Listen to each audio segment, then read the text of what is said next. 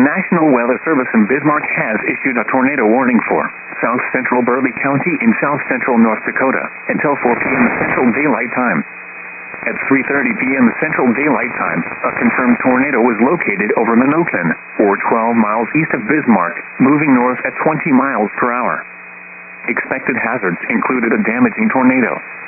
A tornado has been confirmed by trained weather spotters. The following impacts are expected. Flying debris will be dangerous to those caught without shelter.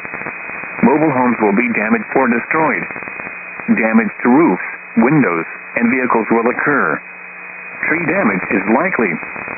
The tornado will be near Minocin around 3:35 p.m. Central Daylight Time. Other locations impacted by this tornadic thunderstorm include Mackenzie. To repeat, a tornado is on the ground. Take cover now. Move to a basement or an interior room on the lowest floor of a sturdy building. Avoid windows. If you are outdoors, in a mobile home, or in a vehicle, move to the closest substantial shelter and protect yourself from flying debris.